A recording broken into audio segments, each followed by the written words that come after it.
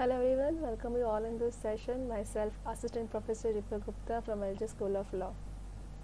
So today I'll take the subject of law of contract, in which we are going to discuss the reciprocal promises.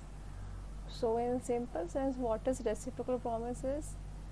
We can say it a kind of consideration where both the parties agrees to perform something from their side, that is called reciprocal promises. So we'll understand the different aspects of reciprocal promises.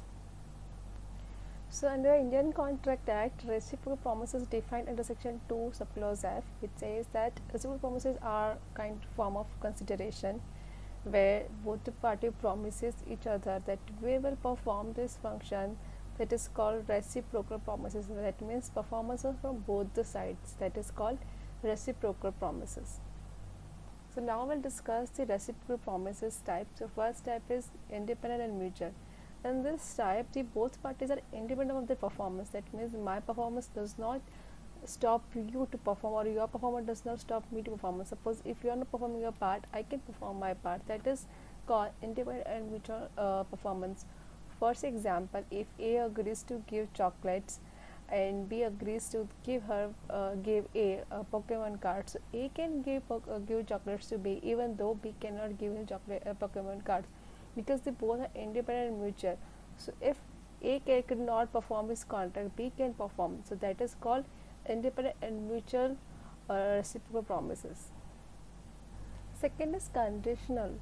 So in conditional, if there is a condition prior to performance of contract, and if that condition could not suffice by or could not fulfill by the other party, the contract could not be performed. That is called conditional contract. So for example, A promises to give B a promise for Maggie, that he will purchase Maggie for A, but A in defaults could not able to give money to B. Over here B could not perform his part because there is a condition where that A has to give him money. Till he could not able to give him money, he could not perform his part. So if there is a condition in contract, this contract cannot be performed by even sorry that perform that contract can be performed of even if that condition could not able to perform by the other party. So if there is a condition, that condition must be performed by the contracting parties. Then next is concurrent. In concurrent, where there is a performance can be performed by the first party's performance, that if I perform something, then only you can perform this function of your part. So if Mr. A is supplying certain goods to Mr. B, after when Mr. B will will pay him some money. So here the first thing, that must be a willingness to pay the money for the goods and willingness of A to supply the goods. So both parties should have willingness, and if the party, if I supply the goods, then if he gives the money, then here the contract will perform when I supply the goods and he gives the money. So there is a series of a transaction where first I have to perform, then he has to perform. That is called concurrent performance. So both party has to perform simultaneously. First I perform, then you perform, then becomes the contract. So section 51 of the act define the rules regarding performance of contract. As we discussed earlier, that there should be willingness of the parties to perform the contract. I have to show my willingness to pay the money to be if he send me goods. Same with section 51 put rules for the simultaneously performance of contract, like we discussed earlier. It says that if I am not showing my willingness to perform the contract, you will not perform the contract. If I am not showing you that I am ready to purchase your coats by paying you certain money, then of course you will not perform your contract. You will not keep ready coats for me because I am not showing you willingness. So here the parties has to show willingness or readiness to perform the contract. Section 52 of the act defines the sequence of performance. If the party's performance is depending on the sequence, for example, first I have to perform, then only you can perform, or because if I could not supply you goods, then till then you cannot perform your contract. For example, you want to build a construction, you want to construct a building, but you need a material for that, and that material I have to send you. So if I am not able to send you that goods on time, then you cannot perform your contract. So when there is a simultaneous contract where one party has to perform, then you can perform. It is called a sequence of performance, where the first party has to perform, send you the goods, then you can construct the building. So without that material cannot construct the buildings. That is called sequence of performance, where the parties had to perform in the sequence so that they can perform the contract. Section 53 of the Act defines one party preventing the other party from performing the contract. So if one party is not showing his willingness on the day of performance, then the other party can declare that contract as a void. Take another example, the same example which we have discussed, that I am ready to purchase goods from Mr. X, but on the delivery date that Mr. Ashok is sending me the codes, but I am not accepting the codes, or I am not able there, I am not present there to take the codes, then Mr. X can declare that contract as a void, because here I am preventing him from performance of contract. That person is performing his right performance of contract, but I am preventing him by not able to do that contract, by not presenting at the time, or by not showing willingness to do contract. So that is called when one party preventing the other party from performance of contract. Section 54 of the Act defines reciprocal and dependent promises. So if there is a condition in the performance of contract, that if that condition is not fulfilled by the contract, the other person can ask compensation. For example, Aryan, the carpenter, needs to make a table for Navya, and Navya has to send woods to him. If she is not able to send the woods, she could not able to make the table.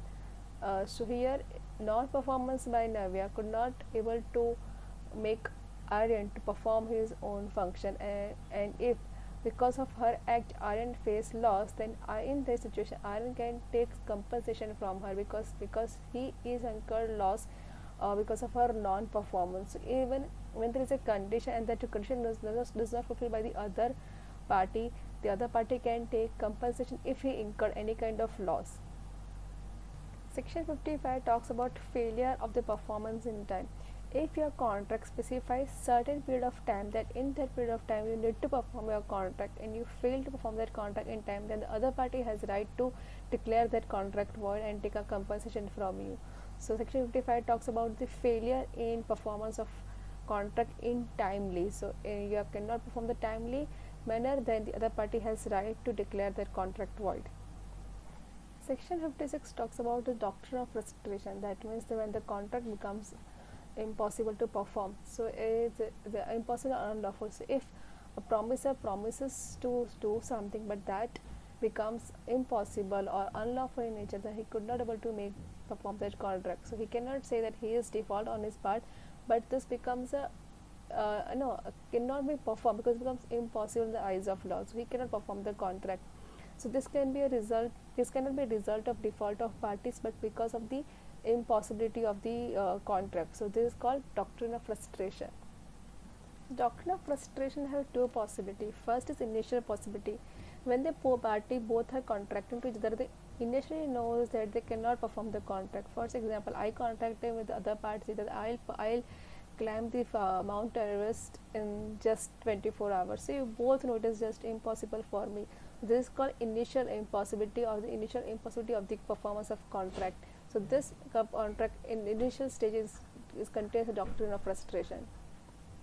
The next is subsequent impossibility. So at the time of the contract, while we are contracting the parties, they are making the contract at that time that on which conditions they are making contract is legal in the sense, but subsequent, because of any provision of the government, it becomes impossible. For example, if I'm in contract for delivering certain kind of drugs for medicine, but after that government put certain ban on that kind of drug, and this contract become subsequent impossible because of the any kind of restriction made by the government. So we cannot perform the contract. So that is called subsequent impossibility of then it becomes a doctrine of frustration.